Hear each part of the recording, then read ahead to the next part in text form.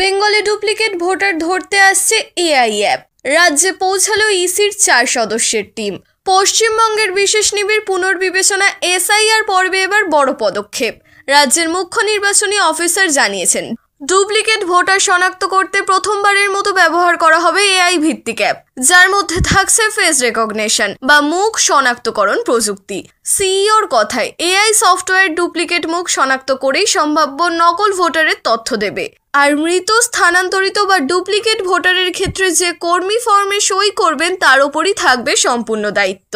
এই সময়ে নির্বাচন কমিশনের 4 সদস্যের একটি কেন্দ্রীয় টিম মঙ্গলবার কলকাতায় পৌঁছেছে। 4 দিন ধরে তারা রাজ্যের চলমান এসআইআর কাজ পর্যবেক্ষণ করবেন। এই মাসেই এটি দ্বিতীয় দফা পরিদর্শন, যা স্পষ্টভাবে দেখাচ্ছে এইবার এসআইআর নিয়ে ইসির বিশেষ নজর। টিমে রয়েছেন deputy election commissioner Gyanesh Bharati, ইসির প্রিন্সিপাল সেক্রেটারি এসবি যোশী ও মলয় মল্লিক, ডেপুটি সেক্রেটারি অভিনব আগরওয়াল জানিয়েছেন, এসআইআর এর কাজের অগ্রগতি দেখে ইসি সন্তুষ্ট। মঙ্গলবার টিম প্রথমে কলকাতা নর্থ ও সাউথ, এরপর দক্ষিণ 24 পরগনার কাজ পর্যালোচনা করে। আগামী দিনে নদিয়া ও মালদা জেলার কাজও যাচাই করবেন। 21 নভেম্বর সব জেলার ডিইওদের সাথে অনলাইনে বৈঠক করবে কেন্দ্রীয় দল। সিইও আরও জানিয়েছেন, বিএলওরা সকাল থেকে রাত পর্যন্ত কঠোর পরিশ্রম করে যাচ্ছেন। এ কারণে নতুন কোনো নির্দেশিকা দেওয়া হয়নি। ইসি বিএলওদের কাজের প্রশংসা করেছে। ডিসেম্বর 4 তারিখে শেষ হচ্ছে এসআইআর এর এই 1 মাস ব্যাপী অভিযান। রাজ্যের ভোটার তালিকা আরও স্বচ্ছ ও নির্ভুল করতে এবার প্রযুক্তি ও তদারকির সমন্বয় মূল কেন্দ্রে। এসআইআর এর আতঙ্কে তৃণমূল কংগ্রেসে এখন চরম অস্থিরতা। রাজ্যে যে কোনো স্বাভাবিক মৃত্যুকেও এখন এসআইআর এর ওপর দায় চাপাতে শুরু করেছে শাসক দল, এমনই অভিযোগ উঠেছে বিরোধীদের তরফে। এদিকে যখন মুখ্যমন্ত্রী মমতা বন্দ্যোপাধ্যায় সরাসরি এসআইআর স্থগিতের দাবি তুলেছেন, ঠিক তখনই বোমা ফাটালেন বিরোধী দলনেতা শুভেন্দু অধিকারী। শুভেন্দুর দাবি, তৃণমূলের গোপন বৈঠকের তথ্য তার হাতে এসেছে। আইপ্যাক, পুলিশের কিছু শীর্ষকর্তা এবং তৃণমূল নেতৃত্ব মিলেই রিপোর্ট করেছে, রাজ্যের 1,15,00,000 মানুষের নাম ভোটার তালিকা থেকে বাদ যাওয়ার সম্ভাবনা আছে। আর এত বড় সংখ্যক নাম বাদ গেলে তৃণমূল জেতার অবস্থায় থাকবে না, এই ভয়েই মরিয়া হয়ে পড়েছে তারা। শুভেন্দুর অভিযোগ আরো বড়। এই অবস্থায় তৃণমূল নাকি পুলিশের সাহায্যে ভোট বৈতরণী পার হওয়ার পরিকল্পনা করছে। এমনকি পুলিশের নতুন বদলির তালিকা নাকি তৈরি হয়ে গেছে, যা প্রকাশ্যে আসবে আগামী 7ই ডিসেম্বর। এদিকে এসআইআর শুরু হওয়ার পর থেকেই তৃণমূল নেতাদের মধ্যে উৎকণ্ঠা বাড়ছে বলে দাবি করছে বিরোধীরা। তাদের অভিযোগ, রাজ্যে যেই মৃত্যু হোক না কেন, তৃণমূল তাকে এসআইআর এর মানসিক চাপের সঙ্গে জুড়ে দিচ্ছে। কিন্তু প্রশ্ন একটাই, এসআইআর যদি দেশ জুড়ে হয়, তাহলে পশ্চিমবঙ্গেই বা এত অশান্তির কারণ কি? পশ্চিমবঙ্গের বুকে কেন্দ্রীয় তদন্তকারী সংস্থার ভূমিকা নিয়ে বারবার প্রশ্ন উঠছে। বারবার করে এই প্রশ্ন উঠছে যে বঙ্গ বিজেপির নেতা কর্মীরা তো চাইছেন যে পশ্চিমবঙ্গে পরিবর্তন হোক, কিন্তু বিজেপির শীর্ষ নেতৃত্ব কি সেটা চাইছে? অনেকেই কেন্দ্রীয় তদন্তকারী সংস্থার ঢিলেমি মনোভাব নিয়ে অত্যন্ত বিরক্ত হয়ে রয়েছেন। তবে পশ্চিমবঙ্গে কেন্দ্রীয় তদন্তকারী সংস্থার সমস্ত অফিসে তালা লাগিয়ে দিলেও, তারা সবাই দিল্লি চলে গেলেও, তারা পশ্চিমবঙ্গে কেউ কাজ না করলেও বাংলায় তো পরিবর্তন হচ্ছেই। সেই ব্যাপারে নিজের নিশ্চয়তা প্রকাশ করলেন রাজ্য বিজেপির সভাপতি। তৃণমূলের পক্ষ থেকে বর্তমানে অভিযোগ করা হচ্ছে যে সামনেই নির্বাচন, তাই বিজেপি যেভাবেই হোক বাংলার ক্ষমতা দখল করার জন্য কেন্দ্রীয় তদন্তকারী সংস্থাকে কাজে লাগাচ্ছে। আর সেই কারণেই রাজ্যের দমকল মন্ত্রী সুজিত বসুর পুত্র কন্যা এবং তার স্ত্রীকে তলব করা হয়েছে। তবে বিজেপি অবশ্য কেন্দ্রীয় তদন্তকারী সংস্থার এই ডাকাডাকিতে মোটেই সন্তুষ্ট নয়। এমনকি তারা মাথা ঘামাতেও রাজি নয়, কারণ তারা দীর্ঘদিন ধরেই দেখছেন যে শুধুমাত্র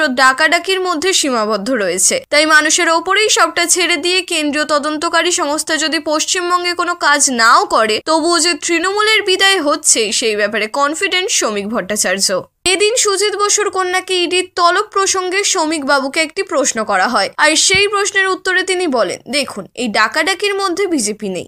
আমি আবার আপনাদের বলছি, এই মুহূর্তে যদি এসআইআর বন্ধ করে দেওয়া হয়, এই মুহূর্তে যদি ইডি সিবিআই এর অফিসে তালা লাগিয়ে তাদের সবাইকে দিল্লি পাঠিয়ে দেওয়া হয়, তারপরেও পশ্চিমবঙ্গে মমতা বন্দ্যোপাধ্যায় তৃণমূল কংগ্রেস হারবে। মানুষ সিদ্ধান্ত নিয়েছে 1 বছর আগেই, এবারের নির্বাচন তৃণমূলের বিসর্জন।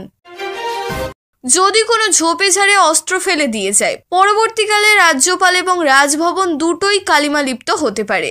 রাজ্যপাল ও কল্যাণ বন্দ্যোপাধ্যায়ের সংঘাত নিয়ে এই মন্তব্য করলেন শুভেন্দু অধিকারী। গতকালই হেয়ার স্ট্রিট থানায় কল্যাণ বন্দ্যোপাধ্যায়ের বিরুদ্ধে অভিযোগ দায়ের করেছিলেন রাজ্যপাল। যদি কোনো ঝোপে ঝাড়ে অস্ত্র ফেলে দিয়ে যায়, পরবর্তীকালে রাজ্যপাল এবং রাজভবন দুটোই কালিমালিপ্ত হতে পারে। রাজ্যপাল ও কল্যাণ বন্দ্যোপাধ্যায়ের সংঘাত নিয়েই মন্তব্য করলেন শুভেন্দু অধিকারী। গতকালই হেয়ার স্ট্রিট থানায় কল্যাণ বন্দ্যোপাধ্যায়ের বিরুদ্ধে অভিযোগ দায়ের করেছিলেন রাজ্যপাল।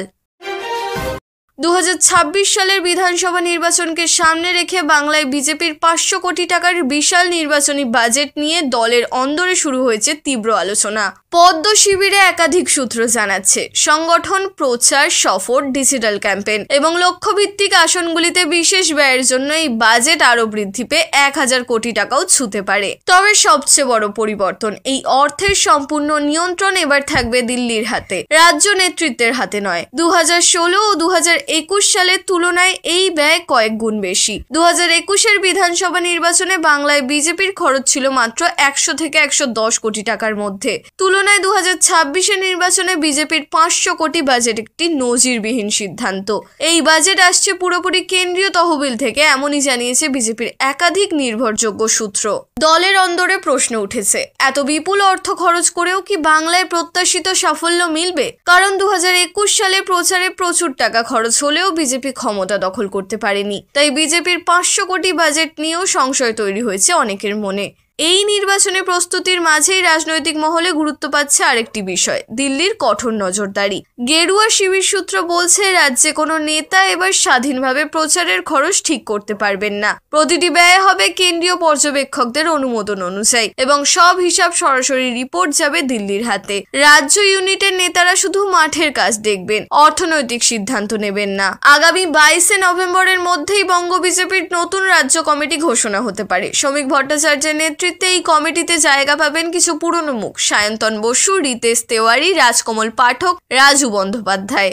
আবার বাদও পড়ছেন কয়েকজন বর্তমান সদস্য। দীর্ঘদিন পর রাজনীতিতে ফিরছেন প্রাক্তন কমিটি সদস্য সমীরণ সাহা। তার দাবি, অসুস্থতার কারণে রাজনীতি থেকে দূরে ছিলাম, এখন শ্রমিকদের টিমে আবার কাজ করতে চাই। প্রচারের পরিকল্পনা ও ব্যয়ের ওপর নজর রাখবেন কেন্দ্রীয় শিক্ষামন্ত্রী ধর্মেন্দ্র প্রধান। তিনি নির্বাচনের সময় বেশ কয়েক সপ্তাহ বাংলায় থাকবেন বলেই দলীয় সূত্রে জানা যাচ্ছে। একই সঙ্গে কেন্দ্রীয় মন্ত্রী ভূপেন্দ্র যাদব নির্বাচনী কমিটির নেতৃত্বে রয়েছেন, আর সাংগঠনিক তদারকিতে আছেন সুনীল বানসাল। বিজেপির নির্বাচনী কৌশল অনুযায়ী যেসব আসন লক্ষ্যভিত্তিক বা জয়ের সম্ভাবনাময় হিসেবে চিহ্নিত হয়েছে, সেখানে ব্যয় ধরা হয়েছে প্রায় দ্বিগুণ। অর্থাৎ একটি আসনের প্রচারে ন্যূনতম 1 কোটি টাকা ধরলে লক্ষ্যভিত্তিক আসনগুলিতে খরচ দাঁড়াতে পারে কয়েকশো কোটি।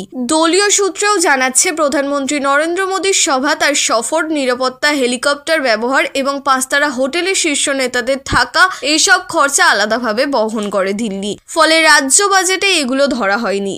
তবে এই খরচগুলো যুক্ত করলে মোট ব্যয় 1000 কোটি টাকা ছুঁতে পারে বলেই মনে করা হচ্ছে।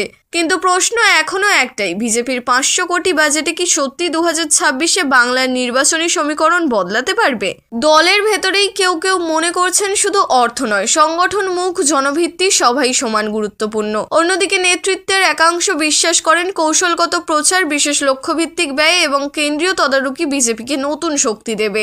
সব মিলিয়ে পরিষ্কার, 2026-এর ভোটে বাংলাকে লক্ষ্য করে বিজেপি এবার খেলতে নামছে অল আউট আক্রমণ নীতি নিয়ে। আর সেই লড়াইয়ের কেন্দ্রেই রয়েছে 500 কোটি টাকার বিশাল বাজেট, যা সুপরিকল্পিত ব্যবহার নিয়ন্ত্রণ করবে দিল্লি। পশ্চিমবঙ্গের বিরোধী দলনেতা শুভেন্দু অধিকারী বুধবার হাওড়ায় বিজেপির একতা যাত্রা কর্মসূচিতে যোগ দিয়ে রাজ্যের শাসক দলকে এবং দেশ বিরোধী শক্তিকে তীব্র আক্রমণ করলেন। মঞ্চে দাঁড়িয়ে তিনি একাধিক গুরুত্বপূর্ণ মন্তব্য করে রাজনৈতিক মহলে উত্তেজনা সৃষ্টি করেছেন। শুভেন্দু অধিকারী তার বক্তৃতায় স্পষ্ট হুঁশিয়ারি দেন। তিনি বলেন, যারা দেশ বিরোধী কাজ করবে তাদের বিচ্ছিন্ন করে দেব। এই মন্তব্য করে তিনি রাজ্যের আইন শৃঙ্খলা পরিস্থিতি এবং কিছু নির্দিষ্ট গোষ্ঠীর কার্যকলাপ নিয়ে প্রশ্ন তোলেন। একই সঙ্গে রাজ্যের রাজ্যের হারানো গৌরব ফিরিয়ে আনার অঙ্গীকার করে বিরোধী দলনেতা বলেন, পশ্চিমবঙ্গের হারানো গৌরব আমরা ফিরিয়ে আনবো। তার এই বক্তব্য রাজ্য বিজেপির ক্ষমতা দখলের লক্ষ্যের প্রতি ইঙ্গিতবাহী। তিনি আরো বলেন, এই একতা যাত্রা রাজ্যের মানুষকে একত্রিত করার এবং রাজ্যের সংস্কৃতি ও ঐতিহ্য রক্ষায় অঙ্গীকারবদ্ধ হওয়ার বার্তা দিচ্ছে। এছাড়াও শুভেন্দু অধিকারী তার বক্তৃতায় হিন্দুদের প্রতি একটি বিশেষ বার্তা দিয়েছেন, যা রাজ্যের ভোট রাজনীতিতে তাৎপর্যপূর্ণ প্রভাব ফেলতে পারে বলে মনে করা হচ্ছে। যদিও ঠিক কি বার্তা দেওয়া হয়েছে সেই বিষয়ে বিস্তারিত তথ্য দেননি। ভোটের আগে বিরোধী দলনেতার এই একতা যাত্রা কর্মসূচি এবং তার আক্রমণাত্মক বার্তা রাজ্য রাজনীতিতে নতুন করে উত্তাপ ছড়ালো।